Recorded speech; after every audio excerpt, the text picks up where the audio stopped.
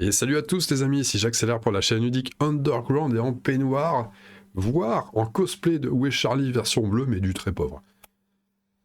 La suite de notre top 50 de jeux de société, et un peu de figurines aussi, All Time of the World, version décembre 2023. Oui, je vous redonne le concept de cette vidéo. C'est de reprendre mon top de l'année passée, que j'avais aussi enregistré vers la fin d'année, et de l'actualiser. Donc il y a des changements de place pour certains jeux, il y a des entrées, il y a des sorties, et on parle un peu de jeux. J'essaye d'être un peu concis par rapport à d'habitude, c'est un peu plus chaud. Faut ce qu'il faut, hein, les amis. On rattaque le numéro 25, on s'était arrêté sur le numéro 26. Donc là, on part sur le numéro 25. Terraforming Mars, version jeu 2D. Ensuite, c'est une entrée, hein, forcément, parce qu'il est sorti cette année. J'aurais pas pu en parler l'année précédente. Un jeu qui, pour moi, ça a bien pris. Vraiment, ça a bien pris. J'ai apprécié le jeu dès le début. Et c'est une régalade. Je vous cherche une illustration qui pourrait lui rendre honneur. Ouais, pourquoi pas. Voilà, c'est peut-être un petit peu mieux. On voit les dés, on voit les cartes. Le plateau qui est plus petit. Un bon jeu qui propose un format de Terraforming Mars plus court. Les dés qui amènent une petite partie d'aléatoire mais qui reste contrôlable. Maintenant c'est vrai que quand on fait jamais les phases de dés qu'on attend, ça devient laborieux. Mais on peut quand même essayer de s'en sortir. Et c'est rafraîchissant, c'est simple, c'est coloré, il faut dire ce qu'il est, c'est coloré. Ça se joue de 1 à 4. Ça passe bien. Pour moi, ça a été adopté dès la première partie. Je me suis régalé. Et je vais pas en dire plus parce que j'ai pondu 3 vidéos à ce sujet sur la chaîne quand le jeu est sorti. C'est pas impossible que j'en enregistre d'autres par la suite. Je vais pas vous dire tout de suite parce que j'ai d'autres trucs qui attendent. Mais c'est pas impossible qu'à un moment donné, l'envie me prenne et que je vous en propose une. Voilà pour ce qui est de Terraforming Mars version le jeu 2D. Notre numéro 24 est un jeu déjà bien établi dans le tissu ludique. C'est It's a Wonderful World. J'étais très surpris parce que en préparant cette petite page là derrière, je vois 2019. Alors c'est marrant parce que le jeu s'est tellement bien installé dans l'univers ludique plateau que je me souvenais pas qu'il était, on va pas dire récent, parce que 2019 c'est pas récent, mais c'est pas si vieux que ça. Et dans ma tête, il était plus vieux que ça, c'est marrant. Donc, It's a Wonderful World, jeu de draft, c'est vrai que c'est une mécanique que j'affectionne pas mal, et surtout en ce moment. Et voilà, du draft, on va monter notre empire avec des cartes qu'on va acheter avec des cubes. Comme d'hab, sur ce genre de jeu, le thème, ouais, c'est bien, mais bon, c'est pas une fin en soi. Mais c'est pas grave parce que le jeu tourne super bien. Et ça se joue très bien jusqu'à 5. C'est sympa, c'est un bon petit casse-tête, savoir, tiens, qu'est-ce que je garde comme carte, qu'est-ce que je recycle. Ah oui, si je la recycle maintenant, j'ai mon cube vert, ce qui va me permettre de finir ce bâtiment-là avant la phase de production. Donc, je vais produire un peu plus. Et comme je produirai plus, ce que je vais produire, je vais pouvoir le répercuter de manière positive en le plaçant sur tel bâtiment qui produira à son tour, parce que les phases de production ne sont pas simultanées. On produit d'abord le gris, puis le noir, puis le vert, puis le jaune, puis le bleu, enfin l'argent, la science, etc. On a chacun sa vision du jeu, on peut la voir de manière très... on voit le jeu pour sa mécanique et ça nous plaît, ou alors on voit le jeu pour sa thématique, mais ça c'est plus rare. Voilà le truc, donc il a pris 14 places quand même, je l'avais placé un peu moins bien sur l'année précédente, j'y ai rejoué entre temps. Par contre, ce qui est assez marrant, c'est que j'apprécie toujours autant ce jeu, et pour autant, j'ai toujours pas expérimenté les extensions. Ça, c'est assez fou quand même, faut le signaler. Enfin, non, c'est pas fou, mais il faut le signaler quand même. Le numéro 23 est une entrée, c'est Fun Facts. Fun Facts qui, pour moi, fait un bon complément à Top 10.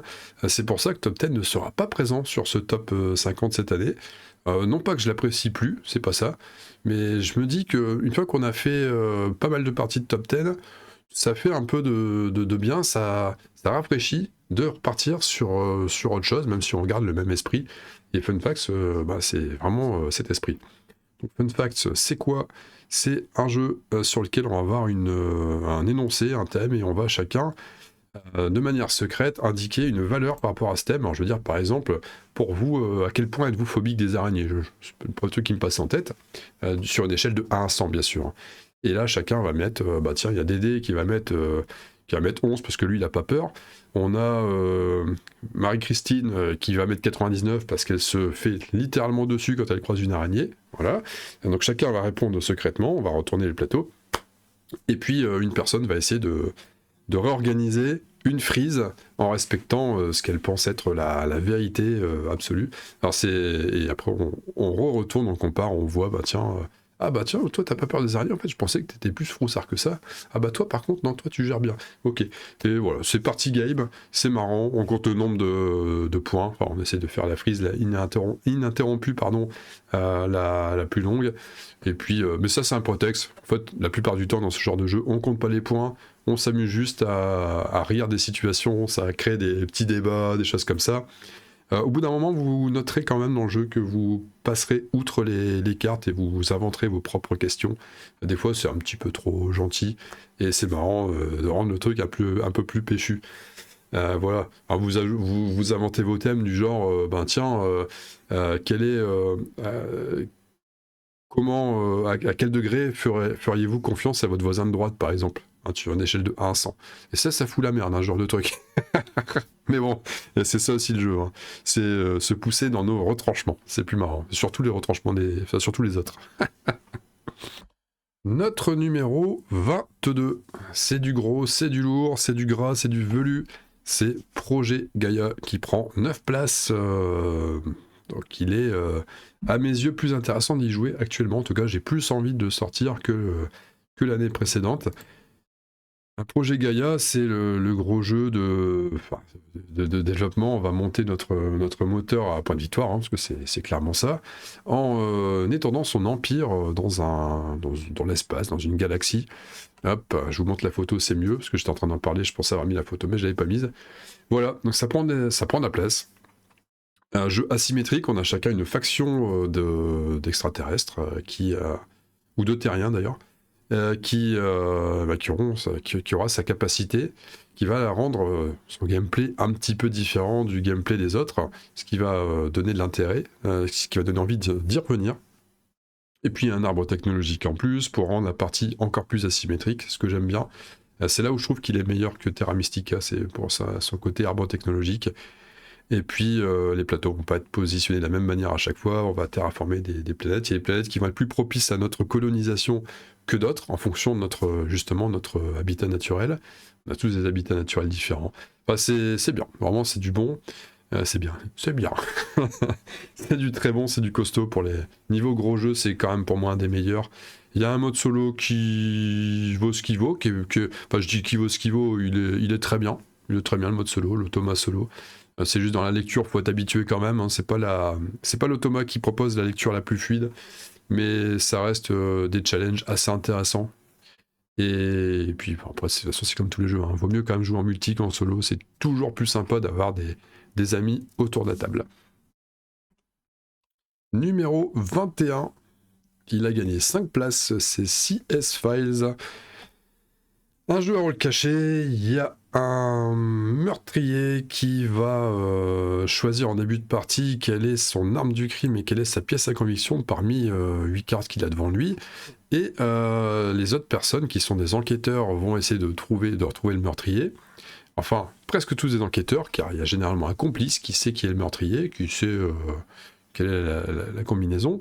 Et puis, il y a un médecin légiste qui a un rôle assez central, qui lui tient que les enquêteurs, mais qui n'a pas le droit de parler. Par contre, il va échafauder une espèce de scénario pour aider les autres, parce que lui, il sait tout, hein. Il sait qui est le meurtrier, il connaît l'arme, il connaît la pièce à conviction, et à l'aide de tuiles, il va essayer de donner des indications aux autres pour orienter les débats vers le meurtrier avec la bonne combinaison.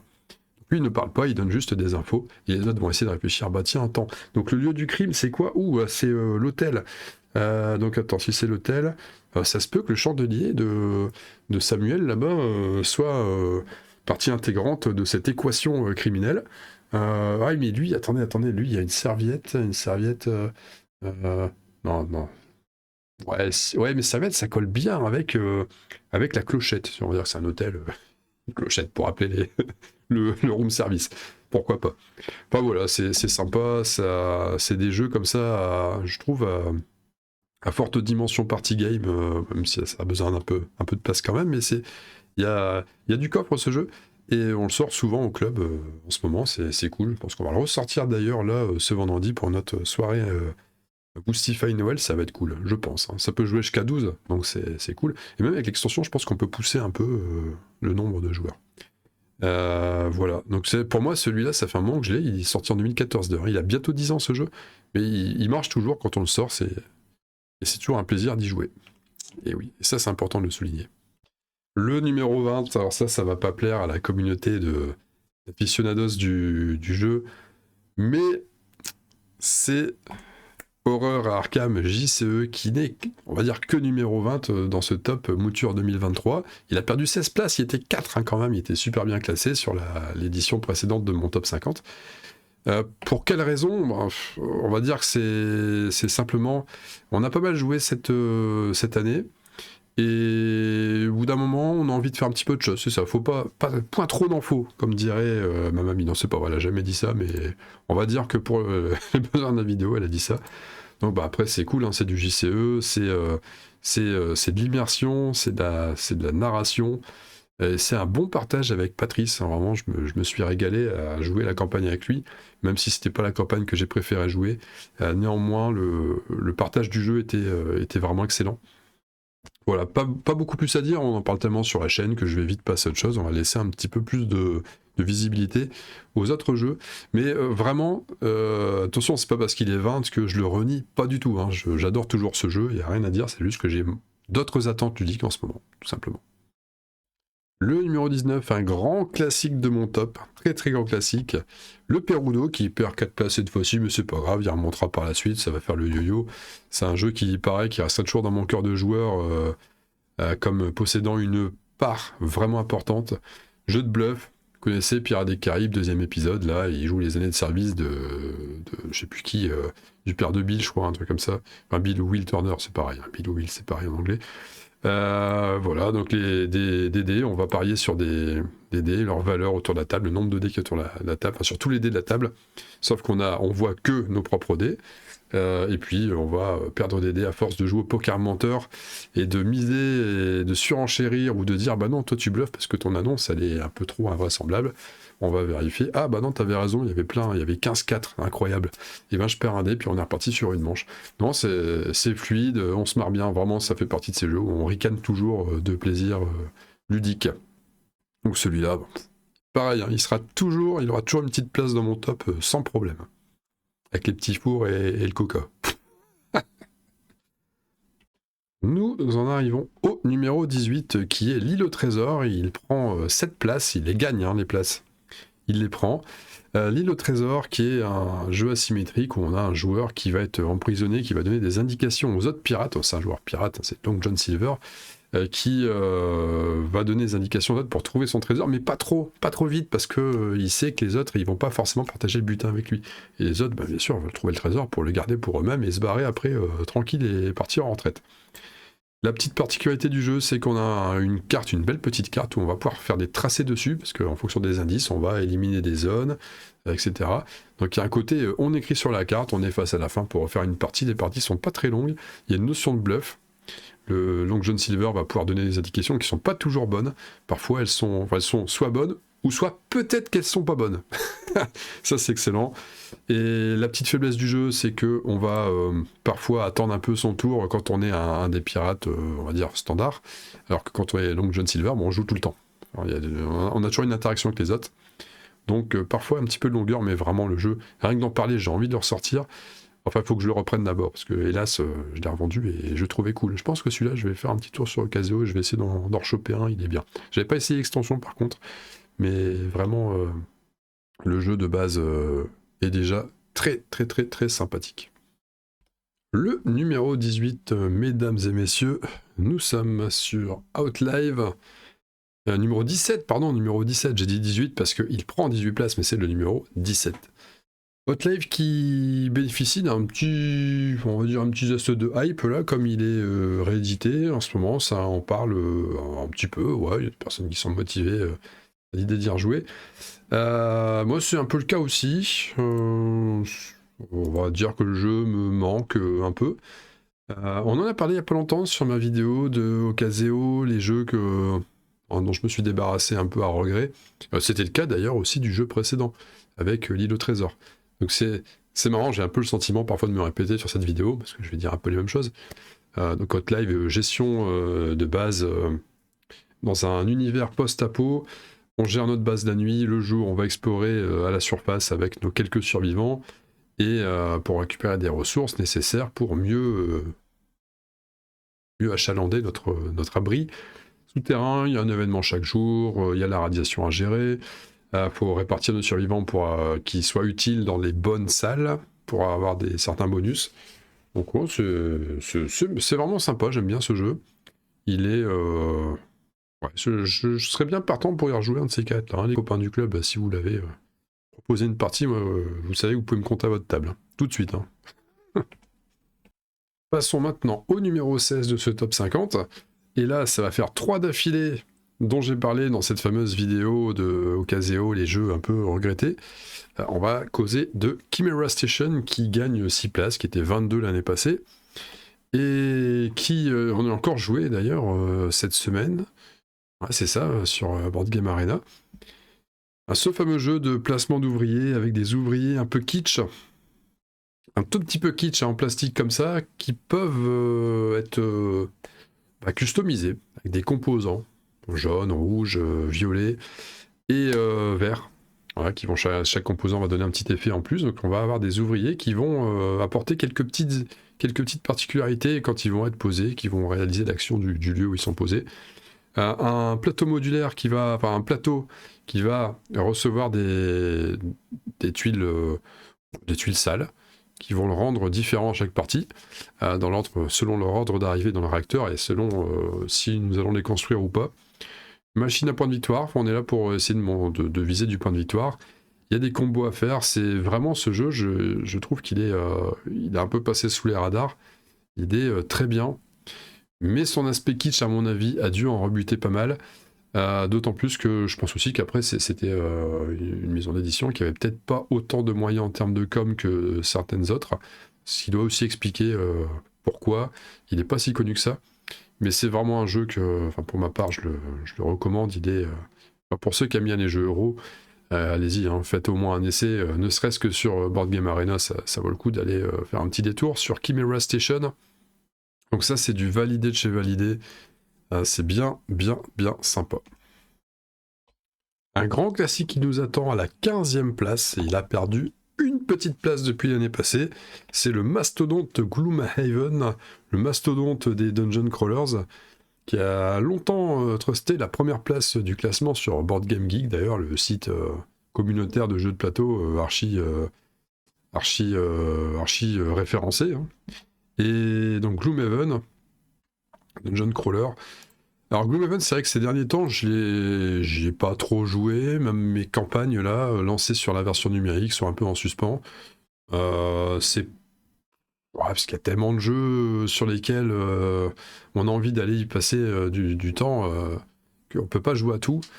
Mais c'est un jeu qui qui lance un appel. En tout cas, en moi, c'est comme ça que ça fonctionne. J'ai toujours envie d'y retourner à un moment donné et de passer un peu de temps. C'est vraiment du combat tactique vraiment sympa. En termes de jeu de plateau, on a rarement ces sensations-là. C'est très tactique. Il y a cette évolution-là, ce mode campagne qui fait que on s'enrichit et on devient plus fort. Oui, on prend un petit peu d'XP accessoirement, mais c'est vrai que la thune est plus importante que l'XP dans le jeu.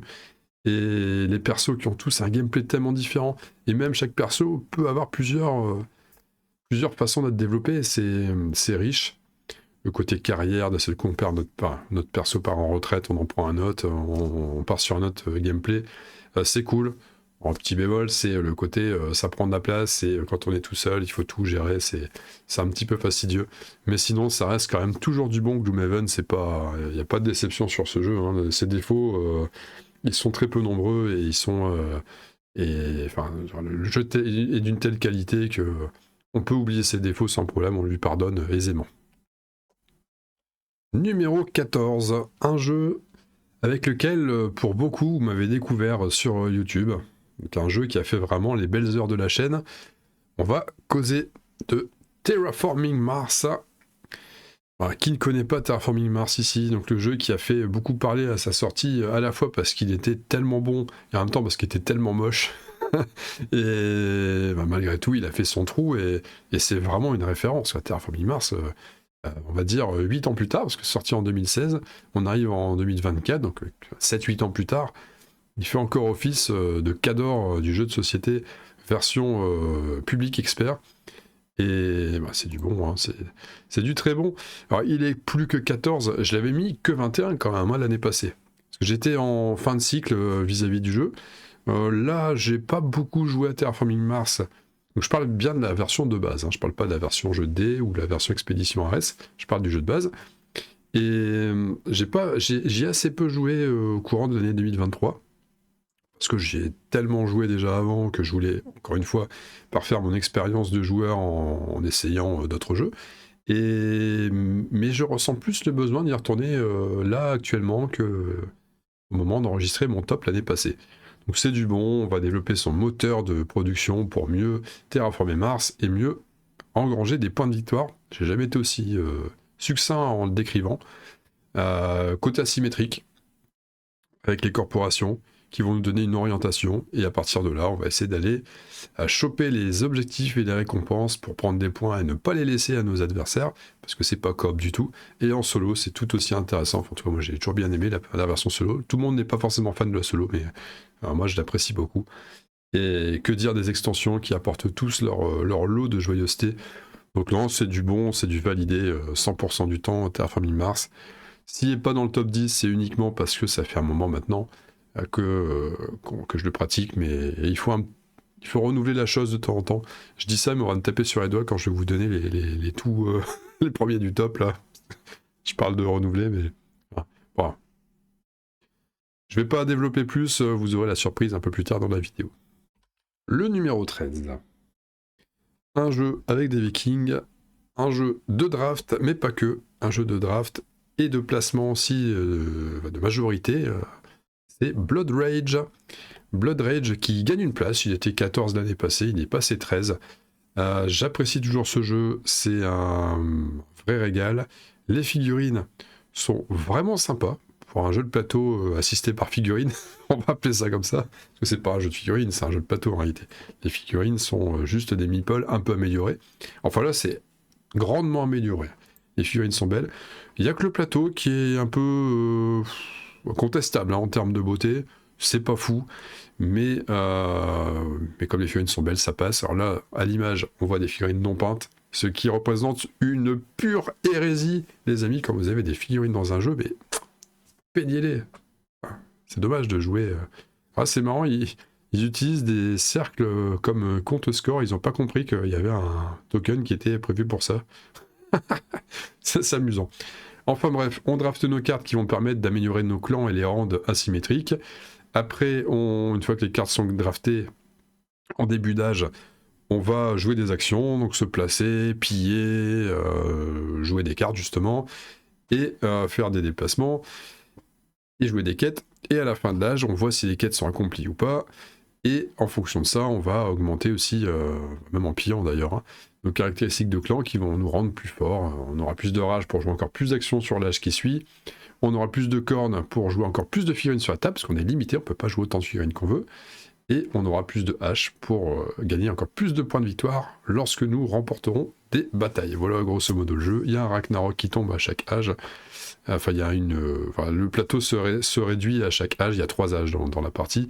À chaque âge, il y a un Ragnarok qui dévaste une contrée. Et cette région est inaccessible pour le reste de la partie. Donc on va jouer sur de moins en moins de place, mais nos troupes, on aura de plus en plus de troupes. Et on aura des clans de plus en plus forts. Ce qui va rendre le jeu de plus en plus tendu et plus intense. Voilà, ça c'est Il y a des petites arnaques à se faire avec les cartes combat, parce qu'on va attaquer avec nos troupes, mais il y a des petites cartes combat qui viennent se greffer à l'équation. C'est vraiment du bon. Il y a un côté un peu jeu d'échecs là-dedans. Enfin, ça va très vite fait, hein, ceux qui connaissent vont dire, mais attends, comment il voit un jeu d'échecs là-dedans? Il a bu ou quoi, j'accélère là. Mais ouais, il y a un côté vraiment sens du timing qui est très important, plus que dans notre jeu, et enfin, vraiment c'est du bon. C'est du Eric Lang. C'est notamment ce jeu qui fait que j'apprécie grandement l'auteur. Il n'y a pas que ce jeu, on en parlera aussi un petit peu après. Mais en tout cas, ce jeu-là, ouais, pour moi, c'est vraiment de la bonne cam. Le jeu suivant, on en est où là? Numéro 12. Bah oui, numéro 12. Brass Birmingham, qui gagne 16 places. Je l'avais classé que 28, entre guillemets, l'année passée. Et là, il est 12. Alors, ce qui est assez marrant, parce que c'est vrai que je vous avoue, j'ai pas visionné ma vidéo de l'année passée avant de composer ce top. J'ai juste pris la liste que j'avais déjà dans un fichier à part. Je l'ai pas regardé, mais peut-être que j'indiquais que j'étais dans une période de ma vie de joueur où je m'éloignais un peu des jeux plus euro, et j'avais plus un besoin à la fois de narration, mais surtout de figurines. Et là, on sent quand même que mon naturel de joueur euro dans l'esprit, enfin mon vrai naturel, c'est la figurine avant tout, mais en ce qui concerne le jeu de société, c'est quand même plus, j'ai plus une tendance euro. On sent qu'en ce moment, il y a des relents de vas-y, retourne dans du gros jeu bien lourd, de temps en temps, ça fait du bien, c'est plaisant. Et là, Brass Birmingham, il propose justement ce genre de challenge, donc du jeu bien euro, où on va essayer de se développer dans une ambiance, donc c'est ambiance air industrielle dans le nord de l'Angleterre, parce qu'on est plutôt dans le nord, je pense. Birmingham, ça doit être ça. Enfin, c'est un nord un peu centre, non? Moi, je sais plus. Enfin, j'aurais dû regarder, j'aurais dû vérifier, réviser ma géographie de Grande-Bretagne avant cette vidéo. Enfin bref, on va se développer, moteur à point de victoire, classique, ça se joue en 2 temps. D'abord les réseaux, enfin les canaux, comment on appelle ça? Enfin la flotte quoi, hein. Puis ensuite c'est le chemin de fer qui va faire qu'on va se relier d'une ville à l'autre. Je vais pas être très précis parce que j'ai pas assez joué à ce jeu, donc plutôt que dire des bêtises, je vais simplement vous dire, il est très bien noté sur BGG, et ce n'est pas usurpé. Il est repassé premier d'ailleurs, non? Si je dis pas de bêtises. Je me demande si c'est pas lui qui est repassé premier sur BGG. Donc vous voyez vraiment le gage de qualité, il est plébiscité. Et c'est du bon. La boîte, elle est sublime, vraiment une de mes préférées. Et l'illustration, elle est incroyable. Et le matos, c'est vraiment beau. Il est sombre, parce que R&D industriel, on va pas partir sur des belles prairies verdoyantes.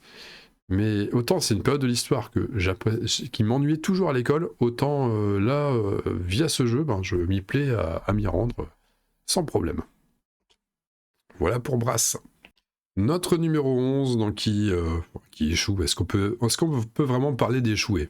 C'est un top 50 quand même de jeux parmi une foule de jeux existants. Donc 11, c'est quand même une très très bonne place. Le numéro 11 sera Clank in Space, donc qui finit vraiment à un tout petit pas d'être dans mon top 10 perso. Clank in Space, qui gagne 13 places. Et c'est amusant parce qu'on voit des tendances dans mon top, il y en a qui descendent, il y en a qui montent. Alors forcément, en bas de top, il va plus avoir des jeux qui descendent. Sinon, soit ils sont plus dans le top, donc on les voit pas, soit ils sont en bas de top, donc s'ils étaient déjà là en 2022, c'est qu'ils ont descendu, pour la plupart. Et là, c'est l'inverse, on voit plutôt des jeux en phase montante, en haut du top, et on se rapproche vraiment du haut du top. Clank in Space, alors, oui, je finis mon propos. Ce que j'aime bien, c'est que, vous voyez, sur ce genre de top, c'est vraiment du all-time, c'est-à-dire qu'il y a des jeux qui arrivent quand même à tirer leur épingle, et qui persistent. Dans le cœur de joueur, c'est important. Il y a plusieurs profils de joueurs, mais on va dire qu'il y a un profil type du joueur qui est toujours sur la nouveauté, qui va très vite délaisser les jeux qui ont 6 mois d'existence, 1 an, 2 ans, ça y est, c'est désuet pour eux, ils passent sur autre chose, et parler d'un de ces jeux-là, il n'y a pas d'intérêt. On m'avait déjà fait la remarque une fois, je me souviens, ça remonte. Et puis à ceux pour qui un jeu est un jeu, qu'il soit sorti en 2023 ou qu'il soit sorti en 1996, si le jeu est bon, on peut quand même le sortir, il n'y a pas de problème. Et c'est en ça que j'aime bien ce top-là. J'aime bien ce que je fais, c'est génial. Ça fait le mec qui se auto-congratule. Mais non, mais reconnaissez quand même que c'est cool de continuer à parler de jeux qui ont déjà plusieurs années dans les jambes, c'est plutôt cool. Alors, Clank in Space, deck building, Paul Denon d'ailleurs. Hein. Paul Denon, c'est pas impossible qu'on en reparle un petit peu après.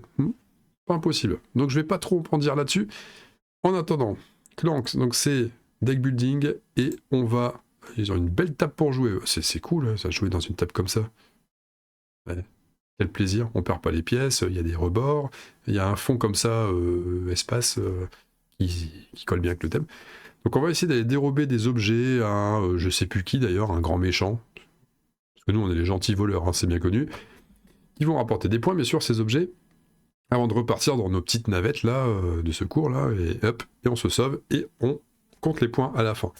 Le deck building, ça va se faire à partir de cartes actions qu'on va acheter petit à petit, on a notre deck de départ, qui permet d'évoluer dans le vaisseau de manière assez soft au début, et on va essayer d'acheter des cartes qui vont rendre notre on va dire notre escapade de voleurs plus efficace. On va aller plus vite, on va faire moins de bruit, parce qu'il y a cette notion de bruit, un clank, c'est le bruit clank, clank, clank, clank, c'est le bruit qu'on fait quand on marche en grosse armure. Bon là on est dans l'espace parce que c'est la version espace, mais de base c'est du médiéval fantastique.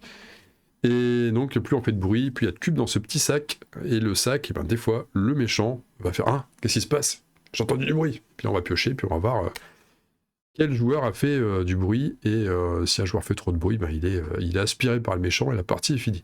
Pas pour lui. Donc voilà, c'est un jeu de course à la fois et en même temps deck building. Moi, je trouve ça très efficace, j'aime bien. Un jeu que j'avais pas du tout apprécié au début. Et puis j'y ai rejoué un peu plus tard et j'ai super apprécié. Comme quoi la configuration de la table est toujours pour quelque chose dans l'appréciation d'un jeu ou non. Allez, je vous prépare le 10, on va entrer dans le vif du sujet, dans le vif du sujet. Là, on entre vraiment dans les jeux pour lesquels je suis amoureux, hein, faut pas avoir peur des mots. Et pour lesquels aussi j'ai l'impression de me répéter, parce que je parle souvent de ces jeux-là, enfin, au moins une fois par an, quand il y a ce top qui est révisé, on va parler des lettres de Whitechapel. Et les lettres de Whitechapel, il a pris une place. Donc il n'était pas dans le top 10 l'année passée, il était 11, il était à la place du Clank dont on a parlé juste avant. C'est Mister X, c'est Scotland Yard en gros, revue. Version Jack l'Éventreur et version flic qui cherche la cachette de Jack l'Éventreur. Et puis, on se balade dans les rues de Londres à la recherche de traces. Donc, ça se passe en 4 nuits. On a un joueur qui incarne Jack l'Éventreur, qui lui sera toujours masqué, on ne le verra pas sur la carte. Il va indiquer sur sa fiche, avec sa petite carte à lui, cachée derrière son écran, il va indiquer sa cachette en début de partie. Donc, c'est un des numéros, un des 195 numéros sur le plateau. Et puis, son but, lui, ça va être à chaque nuit de commettre un meurtre et de rentrer dans sa cachette. Sauf que la cachette est la même, tout le temps. Et donc, en tant qu'enquêteur, donc en face, qu'on soit seul ou à plusieurs, on va jouer en coop, et on va essayer de le traquer. Donc une fois qu'il a commis un meurtre, on sait qu'il est à tel endroit, parce que le meurtre vient d'être commis. Donc on va essayer de courir après, essayer de trouver des traces, on va fouiller à chaque endroit. Est-ce qu'il y a une trace là? Oui, t'as laissé une trace. Ok, cette case-là, alors, elle est à 3 cases au mieux de la victime. Toi, on est au tour 5, donc tu dois être à 2 cases d'ici, grand maximum, donc tu peux être là, ok, d'accord. Et puis, tiens, au bout de 9 tours, ah bah, je suis rentré. Ah, il est rentré dans sa cachette, ok. Donc, il est à 9 cases de la victime. Sa cachette est maximum à 9 cases de la victime. On a sa trace. Au 6e tour, on savait qu'il était là. Donc, grand max. Sa cachette est à 3 cases d'ici, autour. D'accord, bon, on va attendre la prochaine nuit. On va voir où est-ce qu'il va... par où il va passer, etc., etc. Donc on triangule, et au bout d'un moment, on trouve sa cachette, ou pas, il a été plus malin. Il a des jokers pour l'aider, parce que des fois, c'est un petit peu la pression. Il y a quand même 5 flics assez basques. Et c'est vraiment, j'ai pas agrandi l'image, mais il y en a plusieurs. Hein. Dans la ville, du quartier de Whitechapel. J'ai cru voir une image qui m'avait un petit peu laissé... Non ? Non, ça va. Je sais pas pourquoi, j'avais l'impression qu'il y avait une espèce de version numérique dont je me suis dit, tiens, il y a une version numérique du jeu, j'en ai pas connaissance. Mais non, pas du tout. Voilà, donc ça c'est un jeu, il existe depuis 2012, hein, il a plus de 10 ans. C'est toujours un plaisir de le sortir, parce que je dis ça à chaque fois, hein, depuis le début de la vidéo, à chaque fois je dis que c'est un plaisir de sortir. Bah, bien sûr que c'est un plaisir de le sortir, c'est que des jeux dans mon top. Mais celui-là, il est un peu singulier. Genre par rapport aux autres, c'est le seul jeu de track de mon top, je dis pas de bêtises. Et qu'est-ce que j'adore ces jeux de track où on peut bluffer, on peut tenter des trucs, on fait semblant d'être parti d'un côté, mais en fait on est encore là, on est juste à côté du gendarme. Et le gendarme il le voit pas. Enfin, lui il pense qu'on est passé il y a un moment, donc il soupçonne pas qu'on soit juste à côté. Et il croit qu'on est déjà loin. Mais en fait non, on est à côté, on va partir de l'autre côté. Machin, voilà, qu'est-ce que c'est jouissif d'écouter quand on est Jack l'Éventreur et qu'en fait ils sont plusieurs, on les entend débattre des potentielles pistes à suivre, des intuitions vraiment fortes de certains qui sont finalement complètement erronées, mais c'est tellement drôle. Ou alors d'avoir une pression de malade, parce que quand on est Jack, on a une pression de fou, on est vraiment traqué, c'est un vrai plaisir. J'ai pas essayé l'extension cher patron, là, je l'ai, mais je n'ai jamais eu l'occasion d'essayer. Donc pourquoi pas essayer un jour, ça serait cool. Voilà, c'était Jack, enfin c'était les lettres de Whitechapel, pardon, en 10e place. Le numéro 9, c'est un jeu dont je parle beaucoup en ce moment, et j'adore, enfin c'est vraiment ce jeu, c'est une religion, c'est Bunny Kingdom. Eh oui, il est dans le top. Ah, il n'a pas changé de place. Il était déjà 9ème l'année passée, il est encore 9ème maintenant. Alors c'est rigolo parce que Bunny Kingdom et les lettres de Whitechapel, c'est un peu les deux jeux qui sont toujours coude à coude dans mes classements. Ils sont jamais tout en haut de mon top, mais ils sont toujours dans le top. Enfin, quand je dis top, top 10. Hein. En tout cas, top 10 ou vraiment pas loin. Et ce jeu, on y a joué hier durant le tournoi du Peignoir d'Or. J'y joue pas mal en ce moment sur BGA. Je suis fan de ce jeu. Il est plaisant, il se joue vite. Sans vent de rien, il se joue très vite. En plus, je commence à connaître les cartes presque par cœur maintenant, donc ça va vraiment. Sur BGA, c'est fluide. Donc jeu de draft et de placement de lapins pour faire des. Alors, on a extension avec là en haut à droite de l'image. Pour faire des fiefs, donc des connexions de territoire avec des ressources et des cités qui vont rapporter des points à la fin de chaque manche. Ça se joue en 4 manches. Et à la fin des 4 manches, on va compter des points aussi pour les parchemins, parce que les cartes qu'on va se passer pendant les drafts, eh bien, sont à la fois des cartes de placement pour briguer des territoires, et en même temps des cartes qui donnent des points selon certaines conditions, tout est stipulé sur chaque carte. Donc ça, c'est bonne ambiance, les illustrations. Paul Mafayon, encore une fois, c'est mon illustrateur préféré, très clairement. Je sais pas si j'ai fait un top illustrateur parce que je suis pas trop. Je connais pas. Genre, c'est pas trop mon délire de suivre les illustrateurs. Mais là, pour Bunny Kingdom, Paul Baffaillon, c'est le top du top. Hein. Vraiment, je suis fan. Même si j'ai pas fini des puzzles. Pas bien ça, les puzzles. Allez, on passe au suivant parce que j'ai trop parlé de Bunny Kingdom déjà. Le numéro 8 est devenu aussi un grand classique. Qui est sorti en 2016. Et là, je me rends compte, parce que au fur et à mesure que j'ouvre les pages sur BGG pour vous illustrer les jeux, donc là, on est numéro 8, Great Western Trail, et là, je me rends compte qu'il y a quand même pas mal de jeux, en tout cas dans ceux que j'apprécie beaucoup, qui sont sortis en 2016 et 2017. Donc c'est 2 années vraiment assez dorées en termes de création de jeux. Maintenant, je pense qu'il faut mettre ça en perspective. C'est-à-dire, est-ce que c'est pas simplement une période sur laquelle j'ai été très regardant sur la nouveauté, auquel cas je me suis fortement intéressé, moins par la suite, donc j'ai moins été séduit par les jeux sortis après, ou est-ce que tout simplement c'est vraiment une double bonne cuvée, 2 années consécutives d'excellentes cuvées, et puis on s'en souvient encore, et enfin ouais, c'est une bonne question. Mais je suis en train de me dire, mais ça pourrait être marrant de faire une espèce de top par année. Se dire, ok, pour moi, quelle est la meilleure année? Essayer de trouver tous les jeux sortis à telle ou telle année, en tout cas les plus gros titres, et d'essayer de comparer, de voir quelle serait la meilleure année si on devait en garder qu'une. Ça serait assez rigolo. On va faire un top un peu intelligent, pas juste un top, on balance des jeux comme ça à la suite. Pourquoi pas. Alors, je reviens sur Great Western Trail, qui a gagné 10 places. Je l'avais casé 18, parce que pareil, plutôt en fin de cycle. Là, j'ai mis la version première édition, mais voyez-y plutôt j'englobe tout. Je consors, même si j'ai pas... En fait, le Argentina, je l'ai jamais joué. Mais par contre, la sortie de Great Western Trail Nouvelle-Zélande cette année, pour moi, a fait que, hop, il a repris 10 places et il est vraiment dans mes 10, quoi. Il est excellent, la version Nouvelle-Zélande. Donc, jeu euro, un côté deck, building, avec nos petites vaches, là. On va mettre cette image-là, elle est bien. Là, on va faire évoluer notre cow-boy et son troupeau sur une piste, prendre un chemin. Il va faire des choix, parfois, il y a 2 chemins. Et il va s'arrêter à certains bâtiments pour soit acheter d'autres têtes de bétail, ou soit faire d'autres actions, faire avancer la locomotive. Il y a un système de locomotive aussi qui vont permettre d'aller livrer nos marchandises un peu plus loin en payant moins de taxes. Voilà, donc au bout de la piste, on livre notre bétail. En fonction de la force de notre main, on va gagner plus ou moins d'argent. Et ce plus ou moins d'argent va permettre de mieux se développer derrière. Enfin, de plus ou moins bien se développer, parce que c'est plus ou moins d'argent.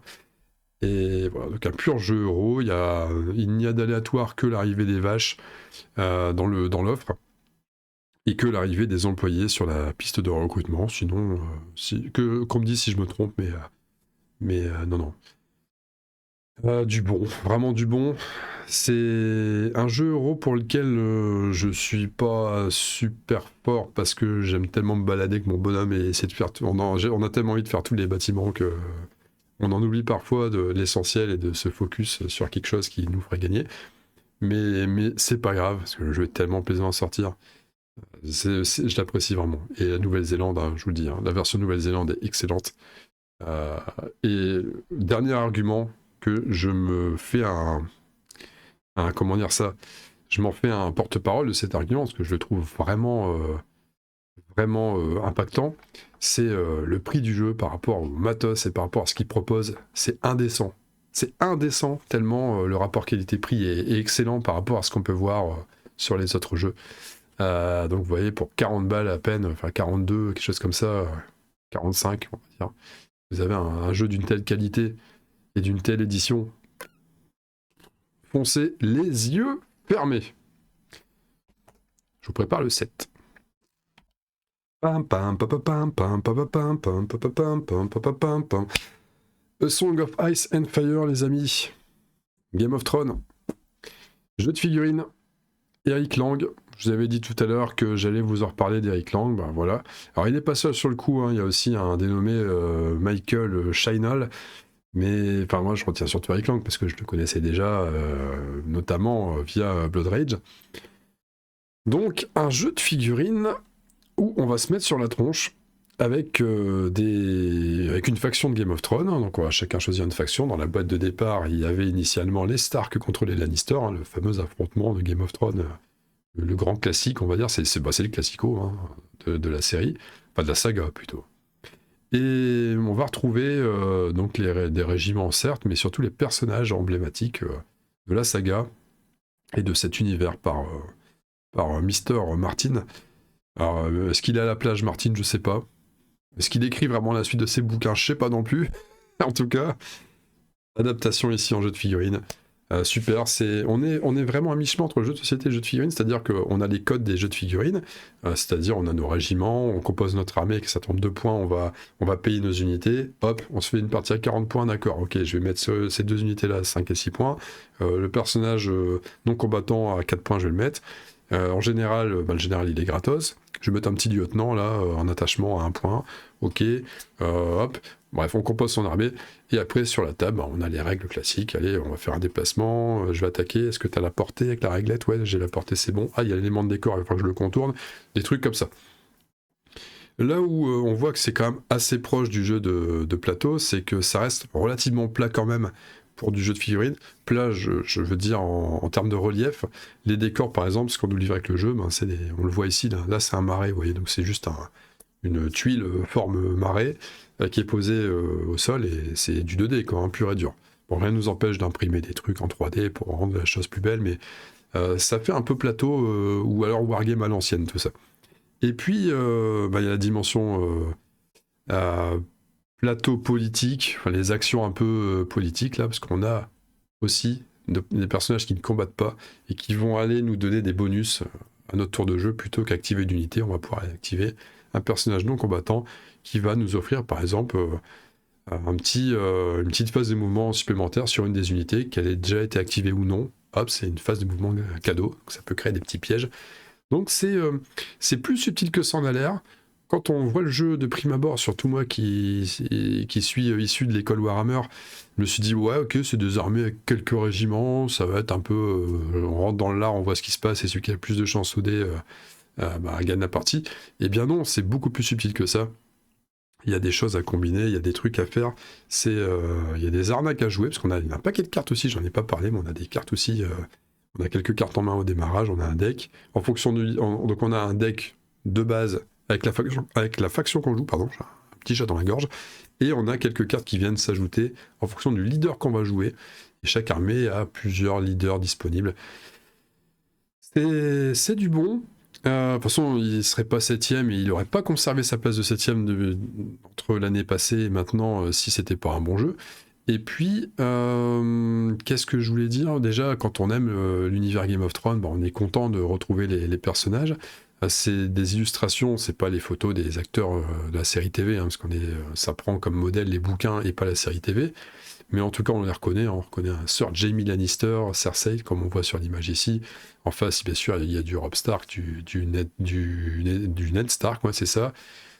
Du Catelyn, du Arya, du Sansa. On peut les jouer aussi en perso, en combattant. C'est super cool. Il n'y a pas que ces deux factions-là, il y en a plein. Il y a la Garde de Nuit, il y a les Sauvageons. Je joue les Sauvageons d'ailleurs. Les Martels, les Baratheons. Enfin bref, il y a tout. Et il en sort quand même, il en sort encore. Et ce que je voulais dire, c'est un argument un petit peu comme Great Western Trail.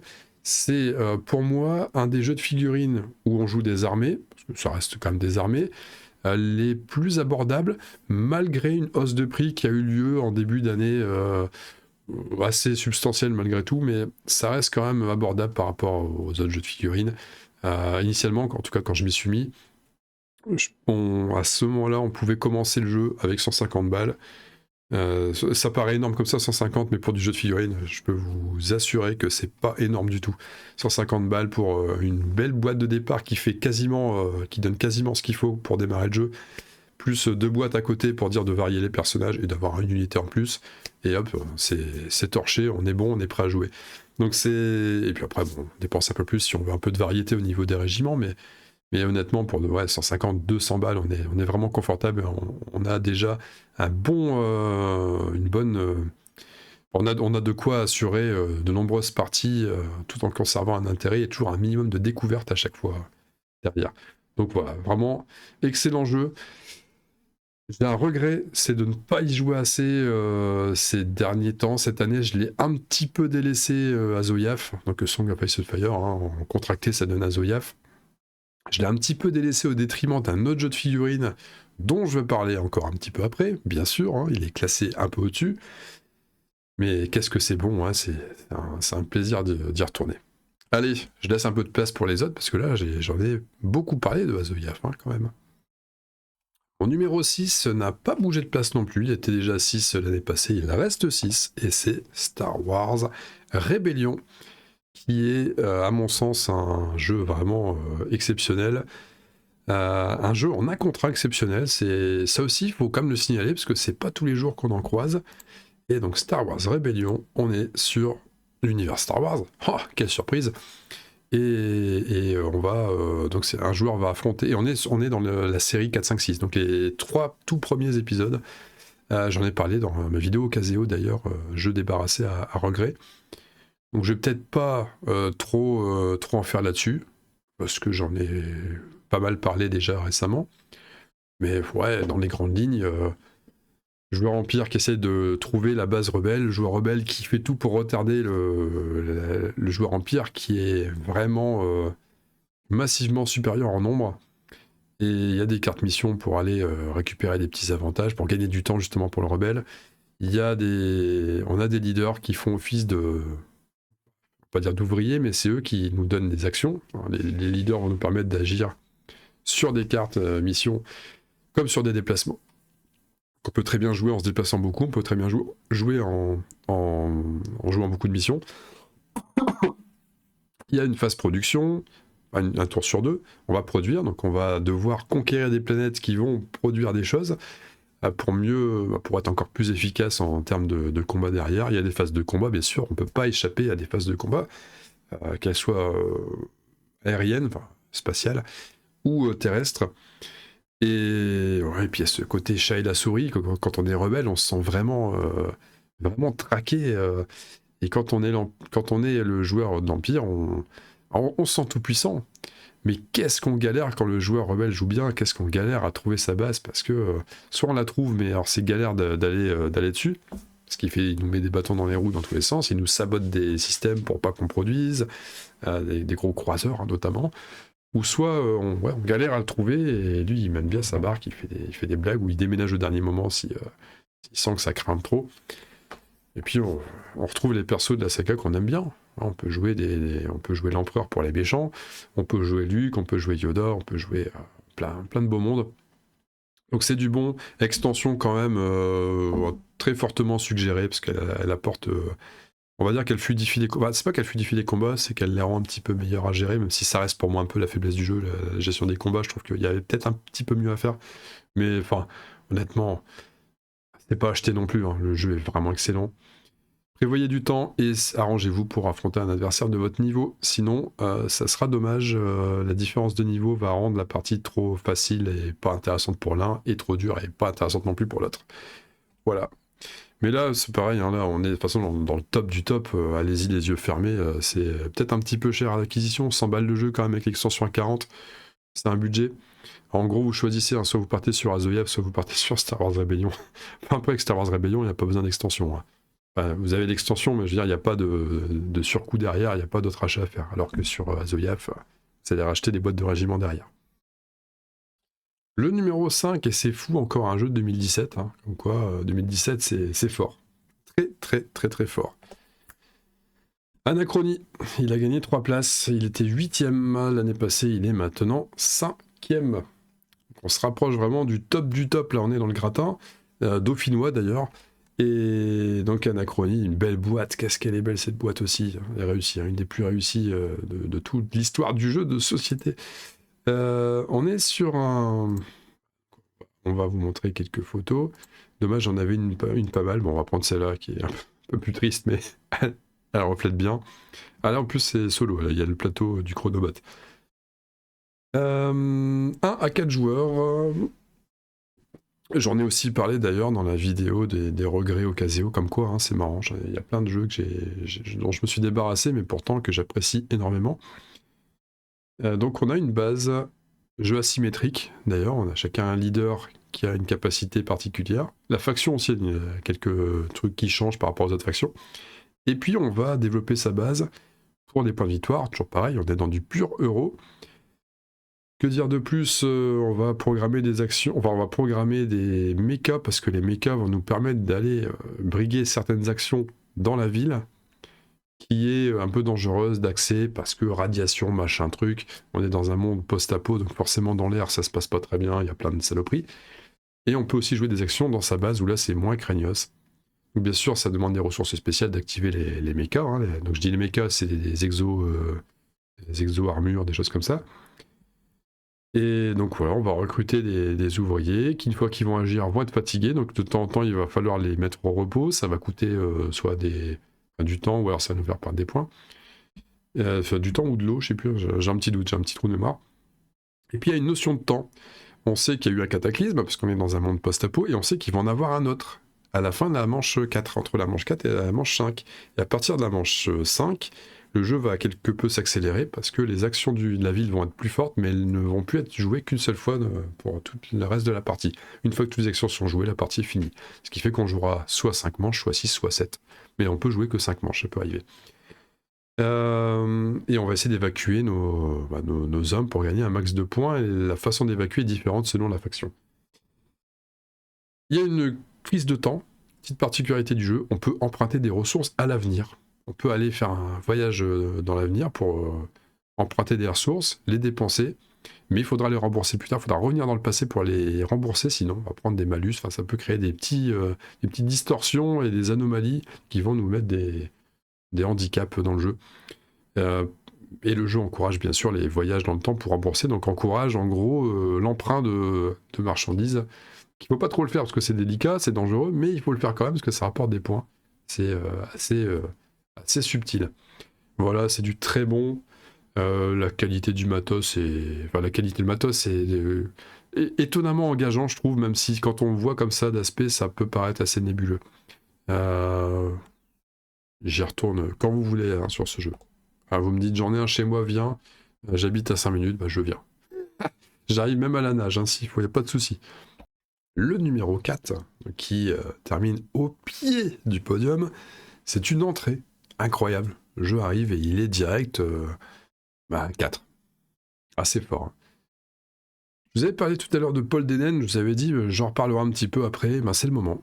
On y vient. C'est un jeu de 2017, plus 3, donc en fait un jeu de 2020.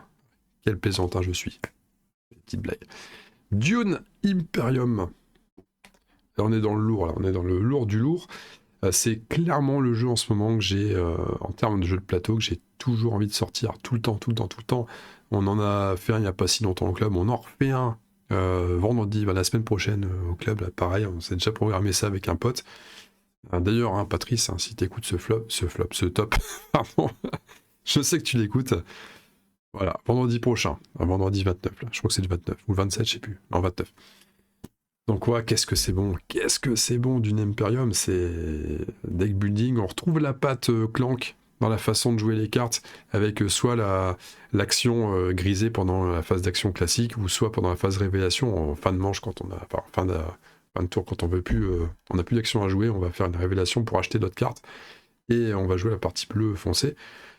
Univers de Dune, que je trouve assez bien retranscrit. On sait qu'il y a toujours ce débat, ouais, le thème est plaqué, blablabla, mes couilles Mickey, etc. Désolé, j'ai dit un gros mot. Non, là, ça colle bien. Les leaders de faction qui rendent le jeu asymétrique, encore une fois, toujours cette fameuse asymétrie que moi je cherche systématiquement, j'adore ça. Et les combats, chaque moment, chaque point d'orgue de chaque manche, c'est cette fameuse phase de conflit où on va savoir si ça passe, tout ce qu'on a consenti comme effort dans le conflit, est-ce que ça va suffire ou est-ce qu'on va se faire damer le pion au dernier moment, sachant que c'est un combat d'H3 et que ça va déterminer qui va gagner la partie, c'est tendu. On peut gagner en maxant à mort les combats, en étant à fond dans le combat, on peut gagner en évitant beaucoup de combats, enfin, quasiment tous, ça peut marcher, hein, j'ai déjà pu voir cette façon de jouer. On a que 2 ouvriers, on va pouvoir en débloquer un 3e. Mais est-ce que c'est vraiment utile? Est-ce que c'est vraiment rentable? Parce que tous les efforts qu'on va mettre pour débloquer ce 3e ouvrier, est-ce que ça va pas nous mettre une balle dans le pied? Ah oui, peut-être. Les cartes intrigues de chez les Bene Gesserit, là, oh là là, ces cartes, ça retourne une game. Mais par contre, pour avoir la carte qui retourne la game, on va essayer d'en piocher, on va devoir en piocher 5, 10. Donc est-ce que c'est vraiment rentable? On ne sait pas. Toutes ces réponses, on les a quand on fait une partie. Et les 2 extensions, l'avènement d'X, Immortalité, du lourd. C'est vraiment du lourd.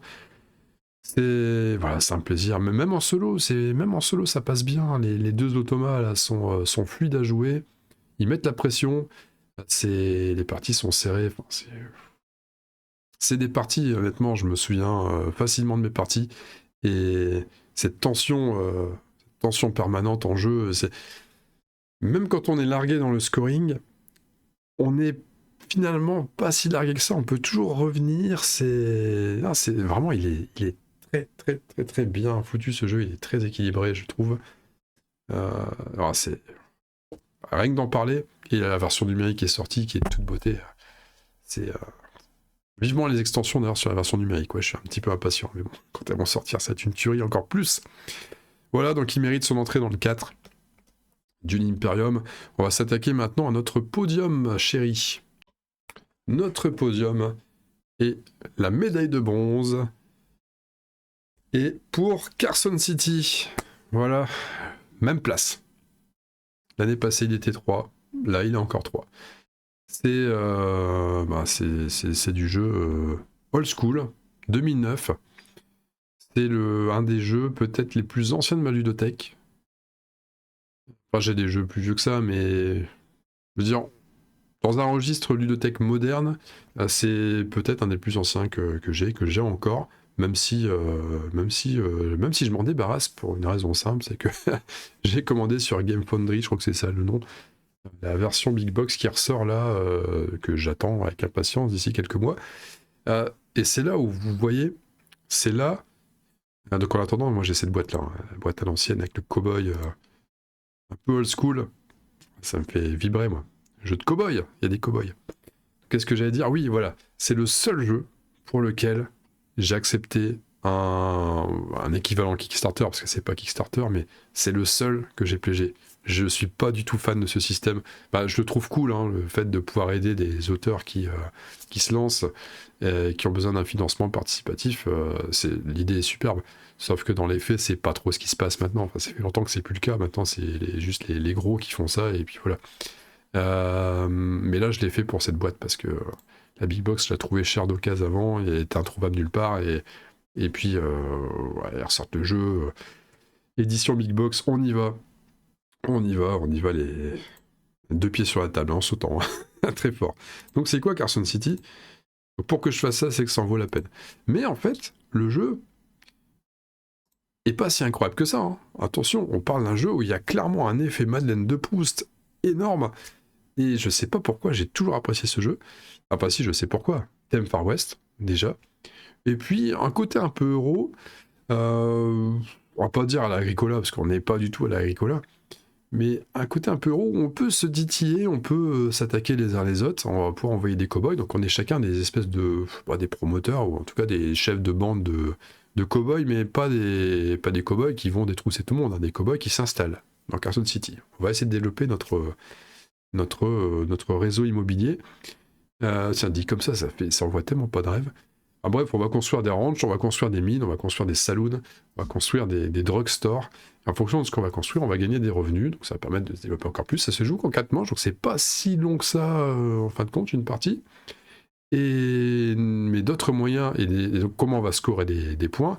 Eh bien, en achetant des points de victoire avec l'argent qu'on aura amassé.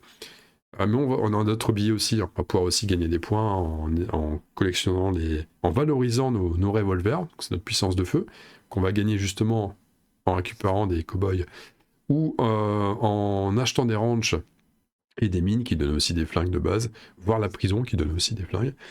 Et puis on va pouvoir s'attaquer pour piquer un petit peu l'argent des autres. Soit. C'est un moyen de faire, mais c'est pas le moyen le plus rentable. Hein. On a des Meeple Cowboys, ça c'est mignon. On a... je me rends compte quand même, j'explique très mal le jeu là. Hein. Là, je suis pas du tout en train de le vendre. Je suis navré, mais comme j'enregistre tout d'un bloc, même s'il y a des pauses à chaque jeu, malgré tout, je fais pas de montage sur cette vidéo-là. Donc je suis bien dans la merde. Je sais, je vous expliquer le truc en n'étant pas très efficace. Une des choses importantes à savoir quand même dans le jeu, c'est que on a un personnage qu'on va sectionner en début de manche. Donc à chaque début de manche, selon l'ordre du jeu, on va sectionner un personnage. L'ordre qui va changer à chaque fois, parce que justement le personnage, ils sont numérotés 1, 2, 3 jusqu'à 7. Le joueur qui prendra le numéro 1 sera premier dans l'ordre du tour. Alors si la manche d'après, il prend le hors-la-loi, qui est numéro 7, mais il sera dernier. Et en fonction du moment où on arrête de jouer pendant le tour, on va se repositionner pour être le premier à choisir son personnage sur la manche d'après. Donc il y a un jeu comme ça, on n'est pas obligé de jouer tous nos cow-boys. Donc oui, jeu de poste ouvrier, j'avais expliqué. Et donc les personnages vont donner des orientations, ils ont chacun un petit pouvoir qui est sympa. Avec la Big Box, je vais m'éclater parce qu'il y aura encore plus de personnages, alors que pour l'instant, j'ai joué qu'avec les 7 premiers. Donc c'est un jeu que je l'apprécie à mort. C'est du Xavier Georges, donc l'auteur de Ginkgopolis notamment, et pas que celui-ci, c'est Black Angel, on en avait parlé dans une vidéo précédente, et Carnegie, c'est l'auteur de Carnegie aussi. Donc quand même, Carnegie, référence. Hein. Et il n'y a pas fait que cela, mais bon, c'est les premiers noms qui me viennent en tête. C'est du bon. Ouais, c'est du... Moi, je suis fan de ce jeu, je sais pas pourquoi. Parce que dans mon classement, j'ai bien conscience qu'il y a quand même des jeux que je juge meilleurs mécaniquement que celui-ci, qui sont en dessous. Mais j'ai toujours envie de sortir ce jeu. Tout le temps, envie de le sortir. C'est vraiment... pour moi, c'est une religion. Je parlais de religion tout à l'heure pour Bunny Kingdom, il me semble. C'est pareil. Carson City, on est en plein dedans. Si un jour vous avez l'occasion de le tester, allez-y. Bon, il n'est pas sur BGA, mais ouais, c'est sympa. C'est très sympa. Le numéro 2, la médaille d'argent de ce top 50 revue version 2023, ne sera pas une surprise pour ceux qui ont vu celle de l'année passée. Bah, c'est le poker, encore une fois. Voilà, il reste numéro 2. Donc oui, je le casse dans le jeu de société, parce que pour moi, c'est un jeu de société. Et je vais vous mettre une illustration, mais je pense qu'il n'y a pas trop besoin. Hein. Des cartes, des jetons, et puis on y va, on essaye de déplumer ses copains. Regardez là, là c'est début de soirée, il n'y a encore personne qui a balancé la table et sa chaise par la fenêtre. Mais ouais, pour moi, c'est tellement bon ce jeu. Saveur particulière, parce que par rapport à l'année passée, ma nouveauté perso, on va dire, c'est que je me suis inscrit dans une asso de poker justement cette année. Et enfin, je le faisais déjà il y a une époque, ça remonte à longtemps, bah, c'est quand le poker était vachement à la mode là, donc c'était quoi, dans les années 2010, au tout début 2010 plus ou moins. Et ouais, c'est à peu près ça. Et là, moi, je me suis remis dans une asso comme ça, donc poker associatif, on fait un tournoi par mois, c'est gratos, c'est un championnat. Alors on se dit c'est gratos, mais ils jouent pas d'argent, donc où est l'intérêt? Parce que quand on joue pas d'argent, on a tendance à faire n'importe quoi. Bah non, parce que là on fait un championnat, en fonction de notre classement, on gagne des points, et à l'issue du championnat, à la fin des 9 tournois, on joue une table finale dans un casino, avec des conditions vidéo, mais vraiment type les plus grosses tables finales des plus gros tournois de poker qui coûtent bonbon. Mais vraiment, hein, je sais pas comment ils ont réussi à avoir leur arrangement dans l'assaut, mais ils font un truc vraiment bien léché. Donc ça donne envie. Il y a 8 places pour la table finale, enfin 9 je crois, parce qu'il y a 9 en plus. Actuellement, on a joué 4 tournois, je suis 6ème pour l'instant, donc je suis qualifié actuellement, mais il y a encore 5 tournois à jouer derrière, donc il n'y a rien de fait. Et ben ça galvanise, on est chaud, quoi. C'est énorme, et même de base, même sans le poker associatif. Et ça joue sérieux d'ailleurs, hein, dans ce club-là, genre personne balance ses jetons comme ça comme pour rien, c'est vraiment agréable. Et c'est super bonne ambiance. Mais alors, de base, même quand on joue de l'argent, il y a ce côté montée d'adrénaline, il y a ces décisions, il y a ce côté, on se fabrique une image à table pour essayer de mieux placer ses bluffs derrière. C'est excellent, il y a un jeu d'acteur. Bon, c'est un jeu d'acteur à la Buster Keaton, hein, la plupart du temps. c'est pas là où on va se marrer face à des grimaces ou des choses comme ça, mais c'est un jeu tellement complet. Il y a de la statistique qui rentre en compte, il y a de la probabilité, il y a la dimension humaine. Hein, je parlais du bluff, il y a ça, il y a la dimension humaine, elle est incroyable. Et surtout, à partir d'un paquet de 54 cartes, on a des configurations de mains qui sont uniques. À chaque fois, chaque main est différente. Enfin, tu tombes jamais sur la même configuration. Même sur 1 million de mains jouées, tu vas jamais avoir 2 fois la même configuration. Parce que les tapis des joueurs seront pas les mêmes. Les joueurs seront pas les mêmes à table. Le nombre de joueurs sera peut-être pas le même. Tu seras plus ou moins fatigué au moment où la main va sortir. Enfin, chaque main est unique. Et qu'est-ce que c'est fort, réussir à faire ça avec 54 cartes et puis juste quelques piles de jetons, c'est fou. Et je parle pas des variantes, hein, parce que là, on connaît surtout la Texas Hold'em No Limit, donc les 2 cartes privatives, et puis les 5 cartes qui finissent par arriver au milieu de la table quand on va jusque-là. Mais il n'y a pas que ça, il y a des variantes qui sont vraiment intéressantes. Moi, l'Omaha, j'adore, j'accroche beaucoup avec l'Omaha, donc la version avec 4 cartes privatives où on n'en joue que 2 des 4. Je trouve que la variance est plus forte, mais c'est une autre vision du jeu. Le 7 Card Stud, j'aime beaucoup aussi. Celle où on a chacun, il n'y a pas de tapis, il n'y a pas de carte commune, mais on en a 2 découvertes, pardon, 2 privatives, puis 4 fois une découverte, puis une dernière privative. Donc on voit un petit peu le jeu des autres. On sait ce qu'on peut plus tirer au fur et à mesure. Et c'est dommage, c'est des variantes qui sont assez peu jouées. Mais ça reste intéressant. Et puis vraiment le poker old school, là, je sais plus comment on l'appelle, je crois que c'est le 5 stud ou un truc comme ça, celui qu'on voit dans les westerns avec 5 cartes en main, puis c'est le pur bluff, on n'a absolument aucune visibilité sur le jeu, ça c'est c'est quand même fou. Et je pense comprendre pourquoi il est pas joué, c'est assez fou, quoi. Tu joues vraiment uniquement à l'intox, c'est compliqué. Mais ouais, l'ambiance qu'il y a autour d'une table de poker, c'est cool. Hein. Tu viens avec ton chapeau de cow-boy et tout. Qu'est-ce que c'est bon. Voilà. Place au numéro 1 maintenant. Le number one, le seul unique. Là aussi, pas de surprise. En fait, mon top 3, il a absolument pas changé depuis l'année passée. Ça reste même bien ancré, bien solidement. Le 1, le top du top pour moi, bah, c'est Warhammer Fantasy Battle 6ème édition. Toujours, j'en démords pas. On est sur la 6ème édition. Donc celle dont le livre est comme ça. Une description de fou, hein. Celle dont le livre est comme ça. Voilà, donc ce livre-là. Et voilà, qu'est-ce qu'il est, qu'est-ce que c'est bon. J'y ai joué mardi. Ça y est, on a ressorti les figurines de Warhammer, là. De toute façon, ça se profilait déjà un peu en fin 2022. Là, je crois que je l'évoquais, je disais que ça me manquait à mort et que j'étais vraiment sur le point de m'y remettre. Je crois que je pense que je te laisse ce discours-là. Et bien là, nous y sommes. Donc, Warhammer, jeu de figurines, jeu d'affrontement tactique. On a une belle table avec des beaux décors. Là, ça reste assez simpliste sur ce qu'on voit à l'écran, mais on peut faire encore mieux que ça. Mais là, c'est déjà pas mal, hein. C'est une belle petite table, hein. Et on a nos régiments, on prépare notre armée. Ce que j'ai dit sur Azoyav, ça s'applique là, si ce n'est que là, les armées sont quand même bien plus populeuses. Après, en fonction de l'armée qu'on va jouer, ça va être vraiment populeux ou alors relativement populeux. Mais il y a du monde. En tout cas, il y a de la figurine à peindre. Donc c'est un loisir à part entière, c'est-à-dire que qui contient plusieurs disciplines. Il va y avoir le modélisme, on va s'arranger pour assembler nos figurines quand il faut les assembler, mais c'est quasiment tout le temps le cas. On peut même sculpter, hein, nous-mêmes, on peut faire des petits arrangements, on appelle ça des conversions, donc prendre des morceaux de figurines qui existent d'un côté, de l'autre et d'ailleurs, et en faire une espèce de créature de Frankenstein, mais qui a de la gueule la plupart du temps. Et on va peindre tout ça, donc il y a la dimension peinture, il y a la dimension stratégie, il y a même la dimension communautaire, parce que ça se partage, hein, ce jeu, il faut trouver un adversaire, on peut pas jouer à ça en solo, à moins de s'appeler Alexki Zofred.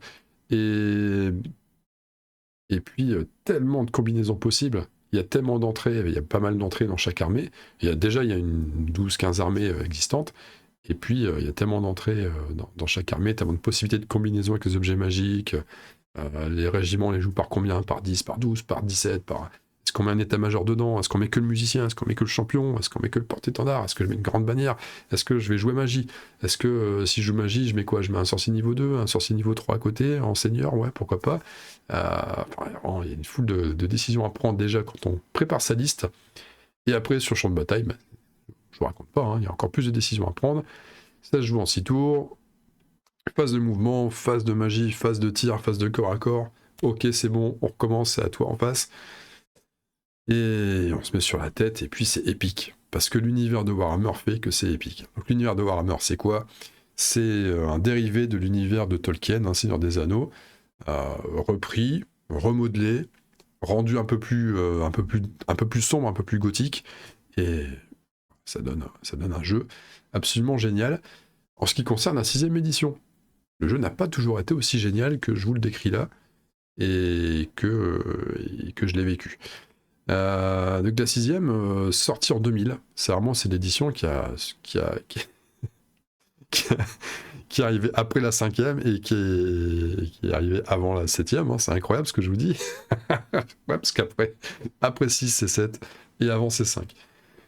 Donc on sortait d'une V5 qui était tactiquement assez particulière, on va dire. Les personnages avaient la part belle et c'était un peu YOLO, hein. Les héros pouvaient tout seuls se faire des régiments entiers, ils éclataient tout le monde. C'était tactiquement assez limité. C'était épique, mais c'était limité. Et la 6 est arrivée en proposant un défi, un challenge plus tactique. Les persos n'étaient plus aussi puissants que ça. Ils ont toujours leur part très importante dans le jeu, parce que le côté épique fait qu'un perso doit être fort. Mais les régiments maintenant peuvent quand même s'en sortir tout seuls. Et qu'est-ce que ça fait du bien au jeu? J'étais dubitatif quand la V6 est sortie, parce que je ne connaissais que la V5, je suis arrivé avec la V5. Et quand j'ai vu ce que donnait la V6, au bout d'un moment, j'ai fait ouais, quand même. Et avec plus de recul maintenant, je me dis, mais c'était vraiment la meilleure version. Le jeu a évolué par la suite. La 7ème édition commençait déjà un peu à sentir le roussi, même si ça allait encore. À mi-chemin, ça commençait à être craignos à mi-chemin de la 7ème. Et puis la 8ème est arrivée, et pour moi, a cassé certaines marques du jeu qui ne m'ont pas plu. Tant pis, c'est devenu, on a senti qu'ils cherchaient un public un peu plus jeune. et c'est devenu plus abordable, et donc un peu plus... Enfin, l'aléatoire devenait un peu trop présent à mon goût. Ça, je m'y retrouvais plus. Ce qui m'a envoyé sur les jeux de plateau d'ailleurs. Hein. J'aurais jamais fait cette chaîne si j'avais pas vécu ça vis-à-vis de Warhammer, si j'avais pas eu cette déception de la V8. Enfin bref, c'est devenu une V8, puis c'est devenu Warhammer Age of Sigmar, qui m'a pas plus donné envie de revenir dans cet univers-là. Et là, il y a Old World qui se prépare, qui est pas loin de sortir. Donc ils veulent ressortir à Warhammer Old World, qui soi-disant reprend un petit peu tout ce qui était bien dans les vieilles versions 5, 6, 7, 8, bon, à voir. Moi, du peu que j'ai entendu pour l'instant sur la version Old World, je suis quand même pas très hypé. Par contre, au club, on ressort la V6, hein, parce qu'on s'est dit, mais pourquoi on se fait chier à être déçu et à pas jouer à Warhammer, alors que, parce que le dernier en vigueur, c'est Age of Sigmar, mais pourquoi on ressort pas une vieille édition? On s'en fout. Il y a personne qui va vérifier qu'on joue à la version, la dernière version en date. Bah non, elle nous empêche de jouer à une vieille version de 2000.